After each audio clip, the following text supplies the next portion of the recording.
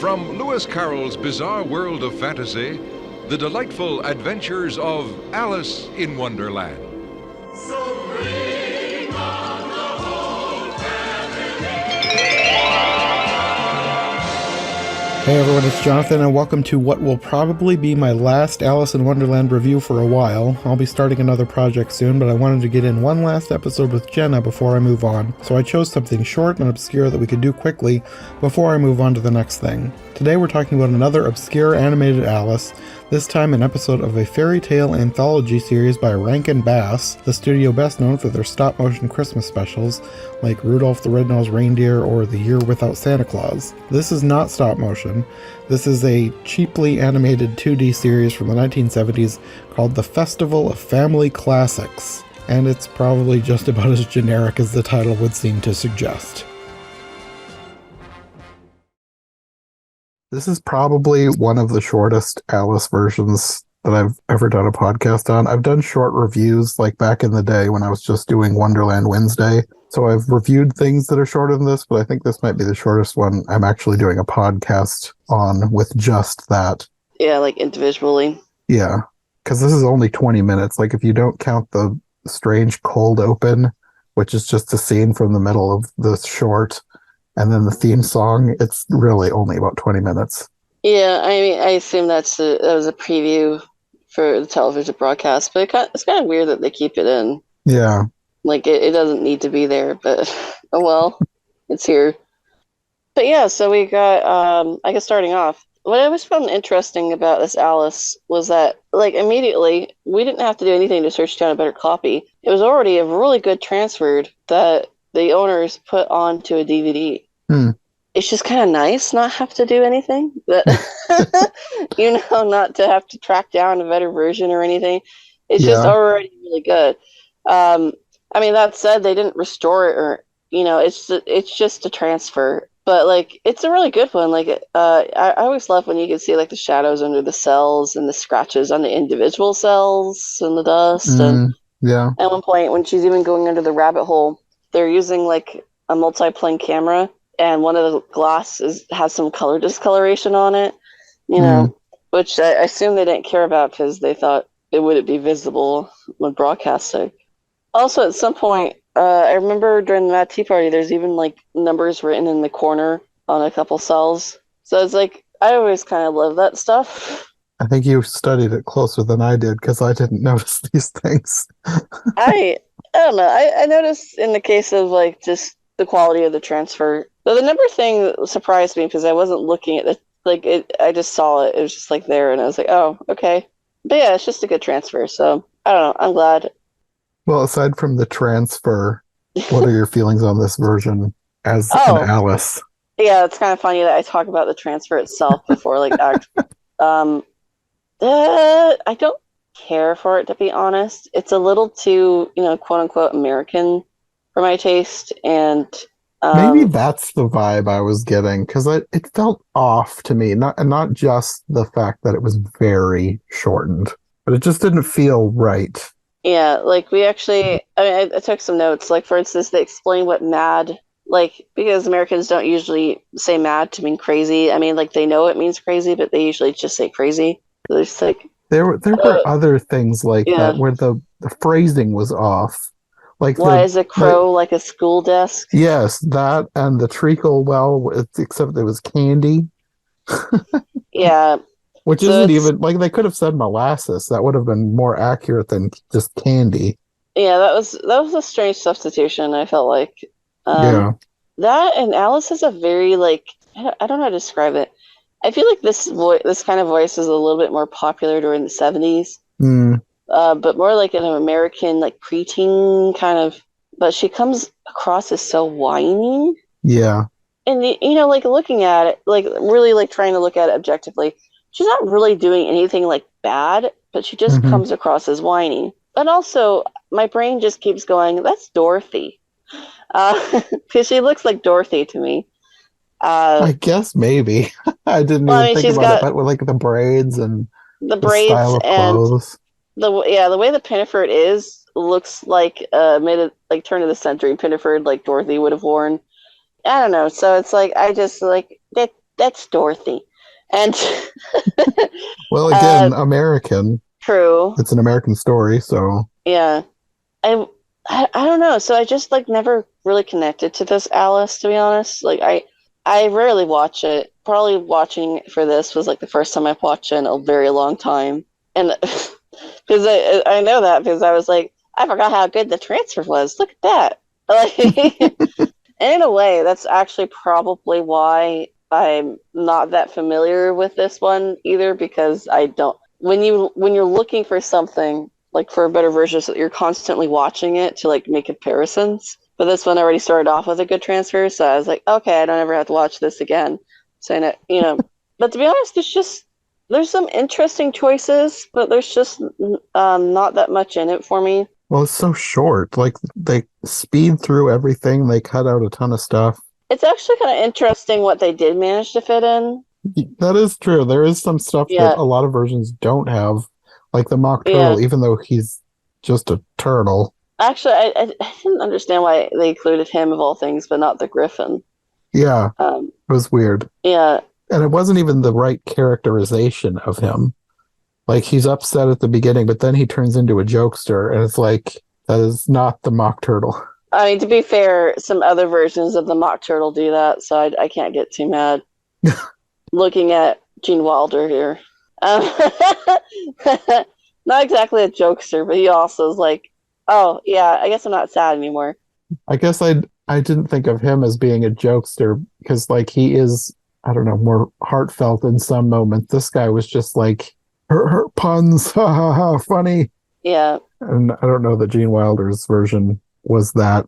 Uh, But he wasn't a traditional mock turtle anyways because of the costuming and I everything. just always think of Gene Wilder as kind of a happy Mock Turtle, which made me think of him. Anyway, so I guess my feelings for this are basically I don't really feel for it at all. And while I acknowledge it's not like a horrible version, I don't really feel like it encompasses Alice's very well. So, Yeah, but at the same time, it's not the worst I've seen. It does a decent job. that is true. It is definitely far from the worst. Like it's not the worst one, but it's also not great. It's just kind of middling. Yeah, I've seen worse than this, but this is not one that I'll probably ever go back to. Yeah, I think that's the worst thing about it is that it's not offensive enough to like watch again out of a hate watch, but it's also not, which I do that.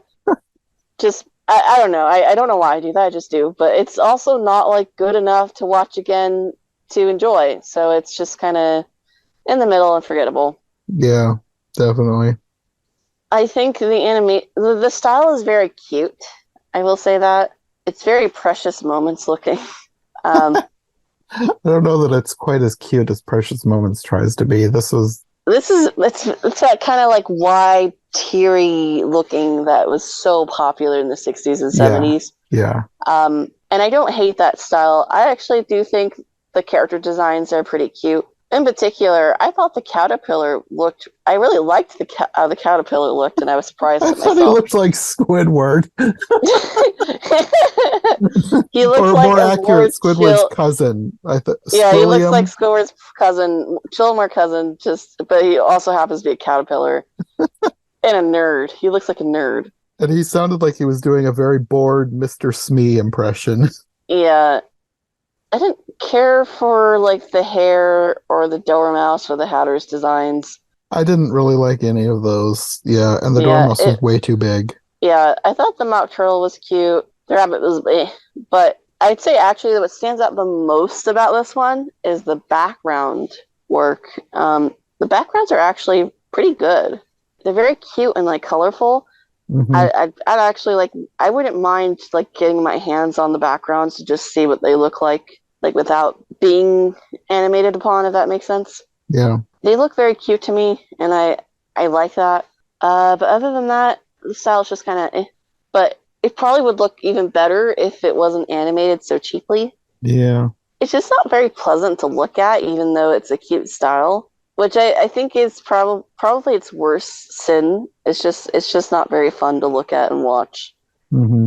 Especially like for instance when I watched it again, I was like looking at the shrinking and growing, and they just replace it with a graphic. And it's like, wow, how lazy can you get? Especially like it's Alice in Wonderland. You could do an animation where she shrinks and grows and constantly reuse it. It's a TV cartoon production. People aren't expecting more from you. And then they did actually have her shrink later. And I was like, what the heck? Why aren't you reusing? But anyway, the best animation in this whole thing is in the theme song. And that's it. Well, I have a feeling that since this is a TV show, they put that theme song on all the episodes. We're like, we got to do this Oh, right. no, So, exactly. And Alice isn't even in the theme song, but that's the best animation of this whole thing. yeah. So it's, yeah, I'm not too fond of the animation. I did learn it was by a studios called Mushi Studios, or Mushi Productions. And you ever heard of Tezuka, what's his last name? Osamu? Sounds vaguely familiar, but I'm not sure. He's kind of like called the Walt Disney of anime. He was known for Astro Boy and Kimba the White Lion. Oh, okay, yes. This is actually apparently something he started, though he left by 1968. Basically, this company did not have a very good happy history with this company. But part of the reason why it doesn't look very good is apparently they would promise a lot more than they could offer. They promised unrealistic production budgets to outbid other companies. Because at the time, Japan was the place where you would get your animation done. Mm-hmm. So it's like, well, that kind of makes sense that they were over-promising what they could do. Because I guess that's another thing for me is like, if I feel like this Alice looks kind of rushed and lazy to me. And with that in mind, it makes a lot more sense about why it doesn't animate so great. Also, fun fact, the company went bankrupt the same year this came out. So it was revived later in 1977. So they weren't doing hot. Apparently, they had like a big major picture failure at the time too. So yeah, that was interesting to me. So did Rankin Bass just outsource all their animation? Oh yeah, but well, I mean, it's not just Rankin Bass. All the production studios at the time were doing it. Rarely anything is animated in America. That's just the truth of it. Mm-hmm. Like they'll do the design work. Like they'll hire, like for instance, let me look it up. I think it's an American who did, yeah. The person who actually did the design work for like Alice and the other characters was done by a person named Paul Coker Jr., who is an American illustrator. Mm-hmm. So they'll do the design work, then they'll basically hand it over to another company, be like, hey, animate this. There's also a moment later, basically after talking, and so when I say later, I mean earlier, excuse me, when she's talking to the Mock Turtle, and he says you can't get to the door from here, or the tree, whatever. And because they really are all mad here. But the thing I found very strange about this animation when she says that is, okay, so she's crying, she has her hands over her eyes and she's crying when she's saying that. But then she runs like towards the camera and her dialogue has ended as she's running. But then her mouth is moving like she's still saying something. And I'm like, okay, that's weird.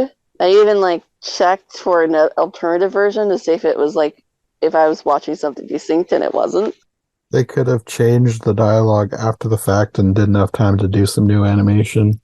Yeah, immediately after that, there's also a bit where it cuts to the gardeners, who their dialogue is also not matching what they're saying exactly. It's close enough. And then it like actually legitimately cuts and shifts. So it does make me think there's probably some quote unquote deleted footage or some alterations in this, but it is what it is. I don't know if I would assume it broadcasted this way, but I don't know for sure.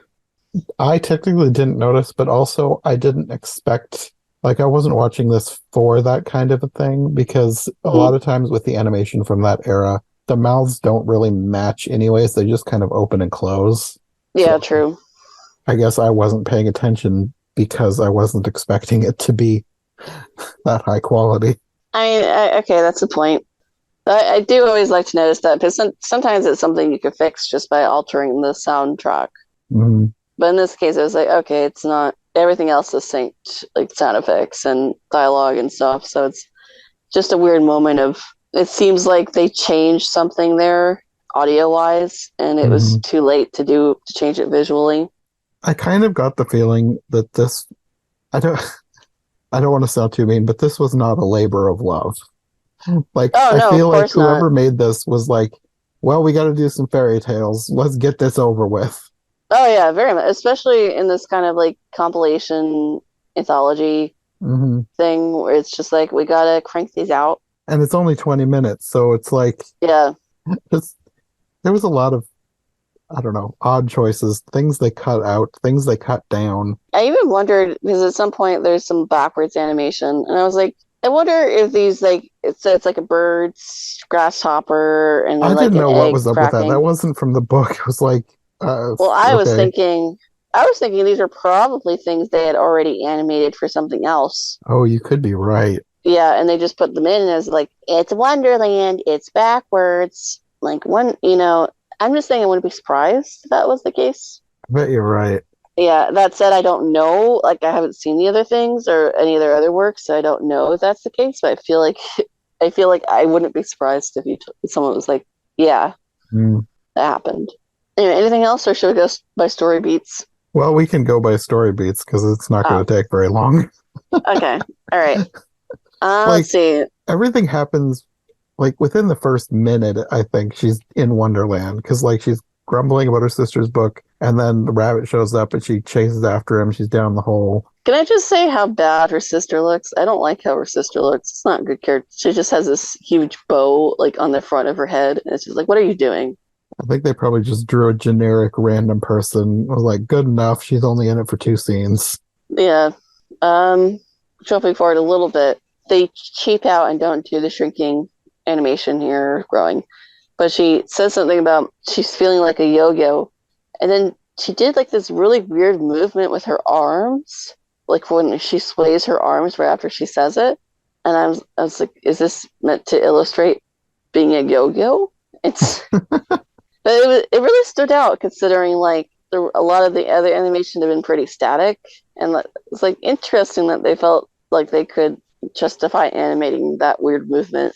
I don't think I noticed it, but probably I was taking notes about how quickly they were speeding through things. And this is not one that I Yeah. watched twice. Like a lot of times I'll watch a movie twice, and I didn't really feel like going back and watching this again.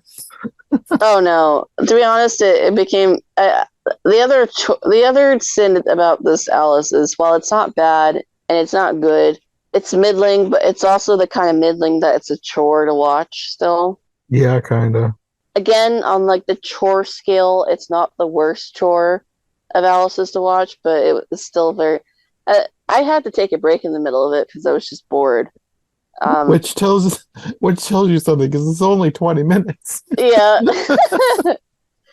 this is the kind of Alice where it's like maybe it should still have commercial breaks just just for a little bit of a mental break. And then the commercial breaks could be like 70s commercials, and you could be like, wow, it's like a time capsule. And that would be so much more interesting. Um, and then if I could skip forward again, when she's in the White Rabbit house, I did note this because I thought it was funny. So she goes in and she sees this little bottle that says "Drink me," and she's like, "Again?"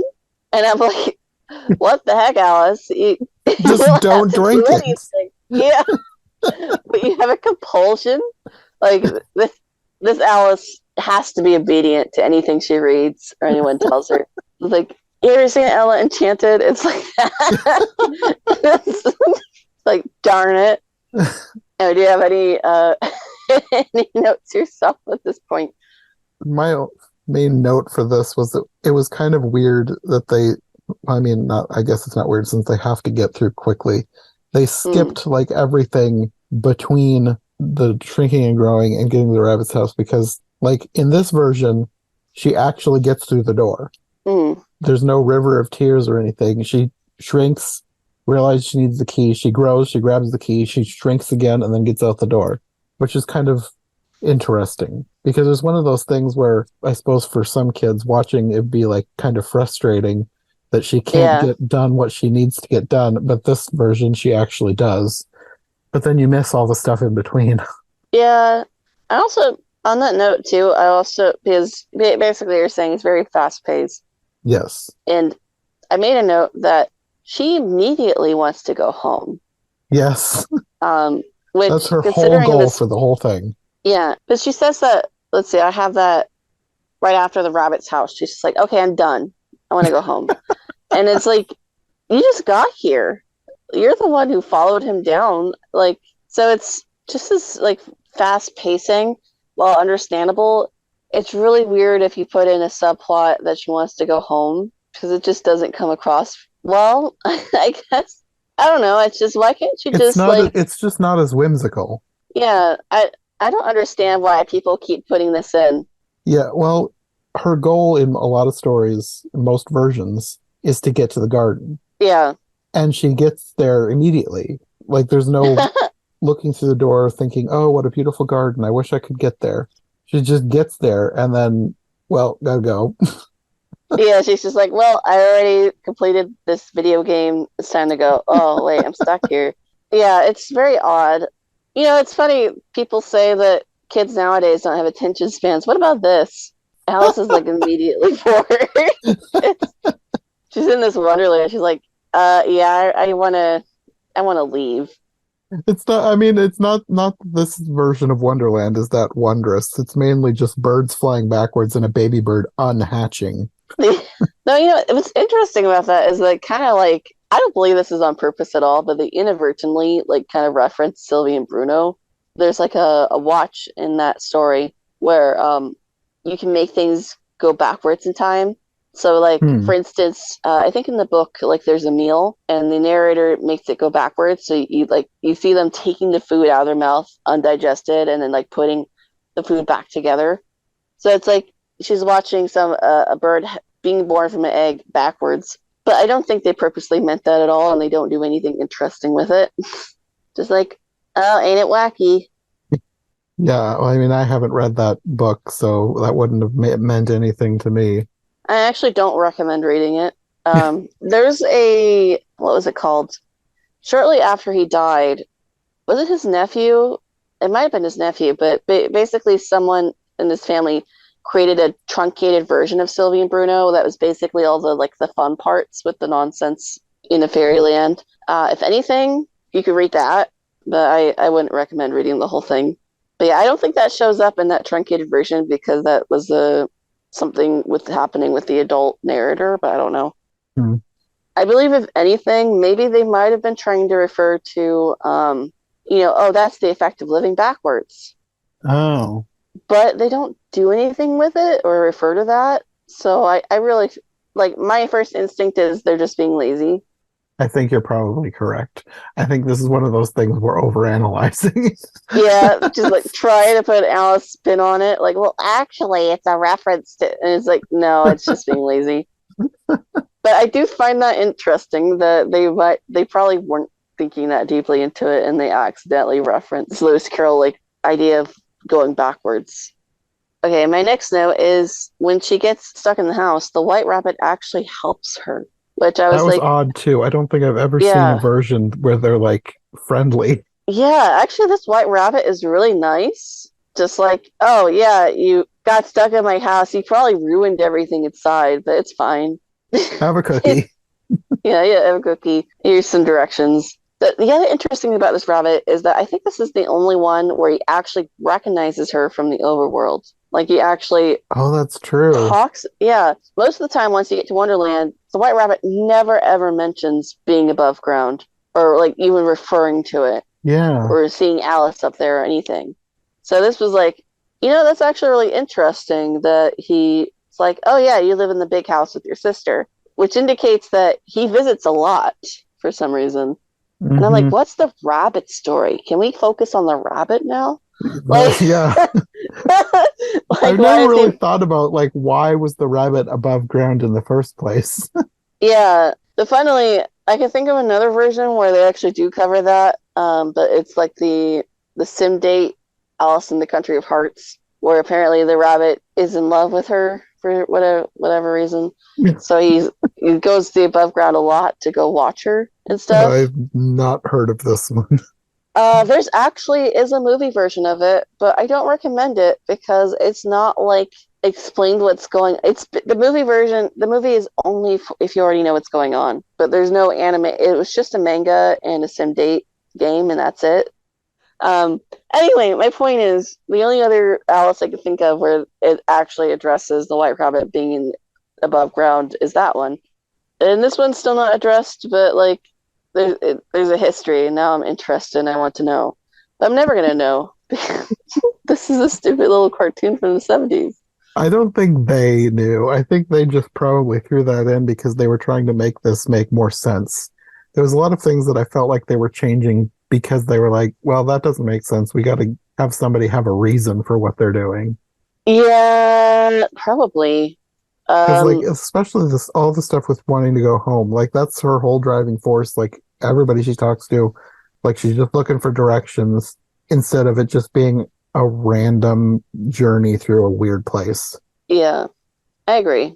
I feel like people don't really know how to handle Alice sometimes. Like they're just it makes them uncomfortable for it not to make sense. So they have to Probably, try. yeah. Yeah. What's interesting is I actually have had people like tell me they never liked Alice in Wonderland as a story because it doesn't make sense. And I'm like, that's the whole point. You know, it's um It's one of the reasons I like it. yeah, it's I like like how that's weird it is. literally the point. But that's just a preference. I would say it probably is a majority preference, at least when it comes to like films. And it's part of why Alice doesn't do well as a film usually, historically. Mm. So you always get these versions where they try to explain things. And sometimes it's done well and can be interesting. And other times just like, why? Why would you? I thought it was interesting that the rabbit indicates it's Hatter's house and not the hare's. Oh, that's true. Yeah. Yeah, it's a very common misconception. It happens a lot. And then she gets there and it looks like it's designed after the hare, like in the book. Which, by the way, can I mention this house is terrifying? And um, I think we should just cut it out of existence. It's a terrifying house. I don't like it. But yeah, it's interesting that the Hatter's house, he's based his house off his friend. It's kind of creepy. Like, I want to live in your head. Other than that, Tea Party, that's where we get the how is a crow like a school desk. I also noted that instead of tea tray in the sky, he said teapot. Hmm. And I thought that was a very strange alteration that didn't make any sense. Because the point of the tea tray is like the wings are spread out, right? Like you could put things on the wings span like a tray. But the teapot isn't spread out, it's just a teapot, so it doesn't make any sense. I suppose they're probably thinking American kids aren't going to know what a tea tray is, so teapot. It's so cringe though. I mean, we have trays. Or just say like a tray in the sky. Oh, one thing interesting about this tea party is that it shows the milk jug being spilled, which is something that supposedly happens canonically, but is never ever shown. So it's like that's an interesting thing to decide to be faithful on, especially when you've changed so much about this scene. Yeah. Like, why? Why is that like you're we need to be faithful to the original text for this, guys. And then after that, we'll just go on a long expedition. Yeah. Oh yeah. Oh, that was weird. I was like, I why are wonder you how many losing? days she spent with these people, rafting up a stream, going spelunking through a cave, climbing a mountain. When I was watching that, I was like, they've cut out so much of the actual story. Why are they adding this? Yeah, I mean, I guess it was supposed to be like a gag, but yeah, they could have spent that like on other things instead of this. But here we are. This is the version of the future they chose, and I thought it was strange to have the mock turtle without the griffin. Hmm. Because I don't know, it's just a different dynamic when you don't have a griffin. In general, actually, I do feel like they kind of missed the whole point of the mock turtle and the mock turtle scene in general. Like you mentioned Yeah. earlier, he wasn't sad, which I guess means they don't need the griffin because the griffin's what's the one that's supposed to like prod him into saying things where Alice would be too polite to do so. The whole scene felt to me like someone was reading the book and like, this guy is just saying puns all the time. Why not make him aware of it? It's also, I think, the only time we get a visual of his school days under the sea. Also, important note, he just looks like a turtle. Yeah, that's what was my Yeah, main note with him is like, this is not a mock turtle, this is just a turtle. yeah, it does make me wonder if Oh, no, actually, his design would have been done by the American. Yeah, they just missed the mark here Yeah. for no discernible reason. Skipping forward a little bit to when the executioner is on scene. I actually think the executioner is a little bit funny, and it was the closest. I didn't laugh, but it was the closest I came to laughing. I think I know what you're talking about, and I think I felt the same. They really played on the exasperation. Yes. Um, and I was thinking about it. It's like, actually, why don't other Alices play into this more? Because it actually could be really, really funny. Yeah. But at one point, the executioner is just like, you could tell he's on his last threat, like his last threat of sanity. Like, I can't do it. And then it'll like cut off the tail. He's like, it's the same thing. Like, I want to see an executioner lose it now. Anyway, so I liked him. Yeah. And kind of in the same vein, but not exactly the same. And I don't know how much of, well, both that and this is something that they were consciously thinking of. But like with the Mad Tea Party, I felt like this was one of the best versions that captured just how obnoxious everyone is. That like is a good point. a lot of versions will make the Mad Tea Party whimsical and fun, which I mean, I love those versions, but Alice is annoyed with these people. And this version really captured how annoying they all are. Like, I want to get out of here. Yeah. Which I don't know if that's a good thing or a bad thing, but at least it felt sort of book accurate. Well, hands down, I think 1999 is the best at that, especially in regards to Tea Party. Yeah. I feel like it's really well balanced where it has fun moments, because I do feel like Alice has fun moments here, but then they get so obnoxious and rude and even a little bit scary sometimes. A lot of other versions are either it's too fun, it doesn't make sense why she wants to leave, everyone's too nice. Off the top of my head, I feel like 1985, the Hatter's too nice to like actually want to leave. Though that said, he has some really good lines too. But anyway, you make a good point. This one, they play more on how obnoxious everybody is, and it probably is more book accurate than other versions. So I'll give them a point. A single point.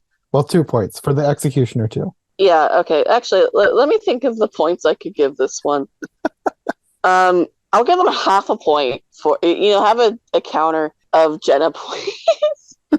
I'll give them a half a point for doing the backwards thing, because I don't think they were, I think they accidentally stumbled upon that for living backwards. I don't think they did that on purpose. And that's it, I guess. So 2.5 points. I mean, I think it's interesting that the rabbit recognizes her, but I don't think that's worth a point, if that makes sense. Yeah. Yeah, so I don't know what my criteria is for points, because I'm making this up on the spot, but I don't feel like that's it. So yeah, 2.5 points. And that's my feelings on this adaptation. I don't feel like giving them many points because I was just kind of bored and or annoyed through a lot of it. Actually, I'll give them another half point because they spilt the milk jug. That's 3 points. And then one thing I was kind of curious about whether they intended, it was the ending. She, in classic, she wakes up and she's like, but it was so real. But in this, it just, like, the music. I had that same note. It was like, the music is so weird. It's kind of like... It feels like the Twilight Zone. Yes. Yeah.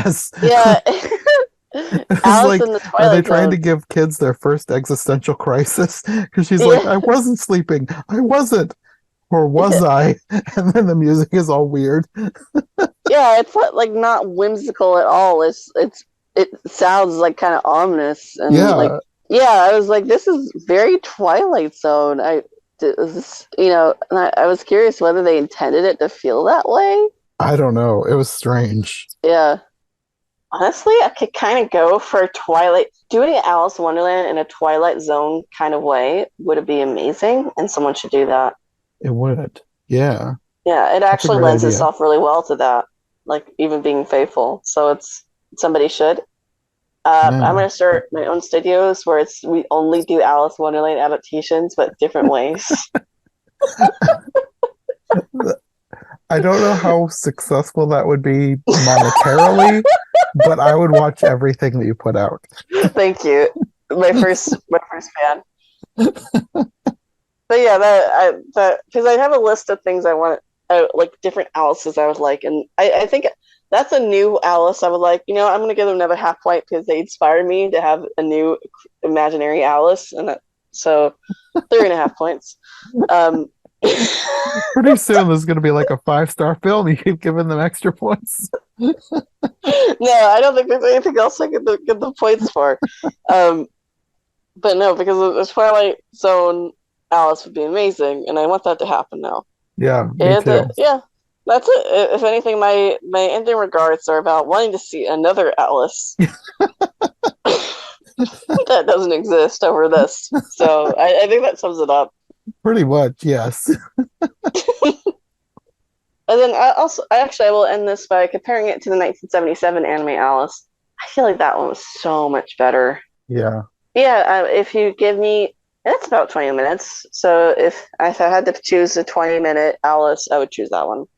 Yeah, I would too. It actually, like, it wasn't the greatest adaptation, but they actually had some semblance of style to it. I think that it's also a lot more care into it. Maybe part of why this one might feel weird is because of the different like international teams not communicating with each other too. Just like it could be. Yeah, American goes, I want to make production. You did the designs. Okay, now we're going to send it over to Japan, and then they're going to ship it back, and we'll just error it. You know. Mm. Whereas the 1977 anime, obviously, it was a creative team that did their own version of it, and it feels more cohesive than this. For instance, like you said, it has more style. I feel like it has a better story pace. They cover way more of the story than they do, actually, thinking about it. Mm-hmm. Anyway, so yeah, ending notes. I want to watch another one now. Do you have any closing remarks of your own about it? Mine was just how weird it ended. Like, I was just kind of, I don't know, dumbstruck by how strange the end was. Yeah, I can't emphasize enough how strange it is. Even though, like, really, there's not, even when you really analyze it, there's not really that much different from other Alice's, but just the way, the tone. The music is what made it so odd. Like, if they had done with, like, whimsical music, it wouldn't have felt weird. Even with the same dialogue, the same take, everything. It was the music that made it feel so eerie. Yeah, it was a strange choice. Yes, very. Okay, well, I think that's probably all we have to say about this version. One of these days we'll have to talk about one that we both really like. Later I will message you saying, I thought of another half point I could give this. You'll have to update your rate. Okay, well, until next time, do you want to let people know where they can find you if they want more from you?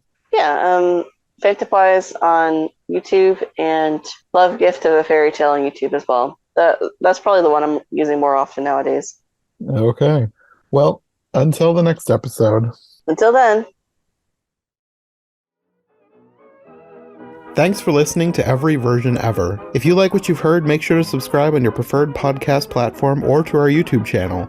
Make sure to follow my co-hosts as well, and if you want more content from us, check out one of the other podcasts in the iHeart Movies Podcast Network, or check out my brand new Patreon. My link tree, as well as any other relevant links, will be in the description. We'll be back soon with another brand new episode, so thanks for listening, and we'll see you next time. Into